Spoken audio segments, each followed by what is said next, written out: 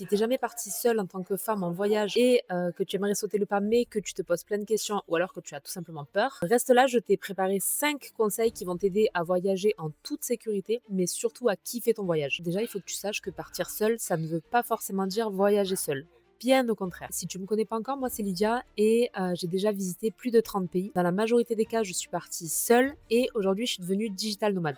Là, je suis à l'aéroport de Lisbonne et je profite de mon escale pour te faire cette petite vidéo. Dans quelques heures, je pars pour Rio de Janeiro. Je vais y passer l'hiver au soleil tout en travaillant. Donc il y a deux types de personnes. Il y a les personnes qui veulent partir en voyage seules pour pouvoir justement se retrouver, ne parler à personne, etc. Mais il y a les personnes qui ont juste pas envie d'attendre après les autres pour partir ou qui ont juste envie de sortir de leur zone de confort, mais qui ont envie de passer des bons moments avec d'autres personnes. Donc mon premier conseil, si tu veux pas te sentir isolé, va en auberge jeunesse. Donc tu as le choix soit de dormir en dortoir, mais il y a aussi des chambres seules en auberge jeunesse. Et si tu choisis les dortoirs, alors sache que dans la majorité des cas, tu as des dortoirs spécifiques pour les femmes. Ça va te permettre deux choses. Alors déjà, tu seras beaucoup plus en sécurité que de dormir dans un hôtel seul. Si tu dors dans un hôtel seul, tu peux être repéré comme voyageant seul.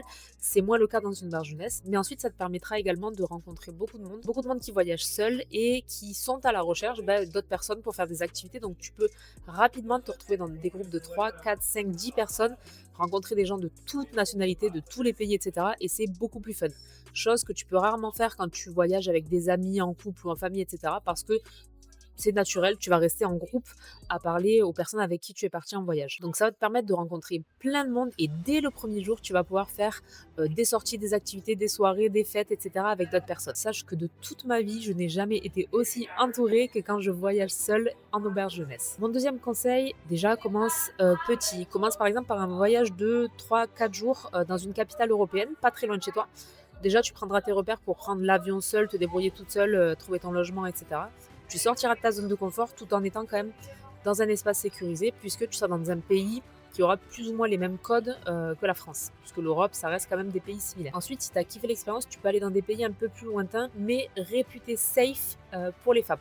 Je te donne l'exemple de l'Asie du Sud-Est, parce que c'est là où moi je suis allée. Il y a plein d'autres pays, mais l'Asie du Sud-Est, c'est particulièrement sécurisé. Les gens sont très bienveillants. Je peux même sortir la nuit, marcher dans la rue en tant que femme.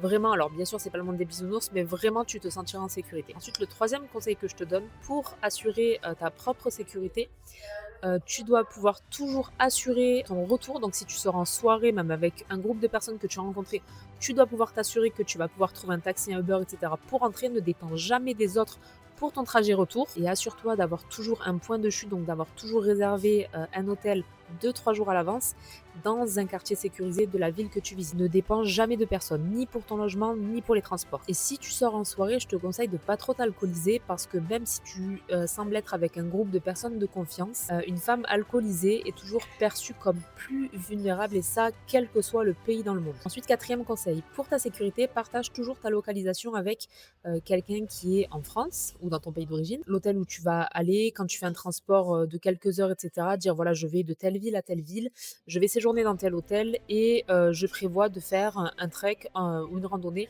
tel jour, etc. C'est très important. Mon cinquième conseil, toujours pour ta sécurité, je te conseille de te fondre au maximum dans la masse, donc de ne pas paraître pour la touriste qui puisse être repérée de loin. Et pour ça, je vais te donner quelques idées. Tu regardes les femmes localement comme elles s'habillent et tu t'habilles comme elles. Il y a des pays, par exemple, où les femmes ne se promènent pas avec les épaules dénudées. Alors après, tu fais ce que tu veux, mais c'est vrai que si tu ne t'habilles pas comme les femmes du pays, alors tu vas de suite être perçue comme étrangère. Et en fait, le problème, c'est que quand on est perçu comme étrangère, et même les hommes, quand ils sont perçus comme étrangers, sont perçus comme étant vulnérables. Ensuite, quand tu dois rentrer, par exemple, à ton hôtel le soir ou quand tu sens que tu es dans un endroit pas très sécurisé, quand tu te sens pas à 100% en confiance, alors il y a des attitudes que tu peux adopter pour te fondre dans la masse. Donc la première attitude, c'est par exemple si tu es avec un groupe de personnes, que vous rentrez tard le soir, ne parlez pas. Parce que si vous parlez français ou anglais dans un pays qui parle une autre langue, alors vous allez de suite être repéré et de très loin, des fois on parle fort, on se rend pas compte, de très loin comme étant des touristes, donc une proie facile. Ensuite, si tu te sens pas à 100% en confiance dans l'endroit où tu es, alors ne dégaine pas ton téléphone portable pour prendre des photos, etc. Attends d'être dans un endroit où tu es un peu plus en confiance. Et quand on visite un pays, on a tendance à toujours avoir le nez en l'air. Et en fait, j'ai demandé plusieurs fois, quand on m'a identifié comme touriste de très loin, j'ai demandé aux locaux, mais qu'est-ce qui fait que tu as su de loin que j'étais pas d'ici? Et à chaque fois, quel que soit le pays où j'étais, où j'ai posé cette question, on me disait: «Parce qu'en fait, tu regardes les monuments, le nez en l'air, mais nous, comme on est d'ici, on les regarde pas». Donc c'est comme ça qu'on peut repérer un touriste. En tout cas, je te recommande vraiment l'expérience, au moins de le faire une fois dans ta vie. Ça te permettra de savoir si c'est fait pour toi ou pas. C'est pas forcément fait pour tout le monde. Et surtout, n'écoute pas ce que les gens qui n'ont jamais voyagé seuls vont te dire, parce qu'ils vont simplement te transmettre leurs peurs, leurs appréhensions, qui ne sont pas forcément des vérités. Prends conseil auprès de personnes qui l'ont déjà fait, qui ont déjà voyagé seules, et notamment des femmes. Et si tu t'apprêtes à voyager seule en tant que femme, ou c'est un projet que tu as sur l'année 2026, alors je n'ai qu'une seule chose à te dire: fonce et kiffe bien.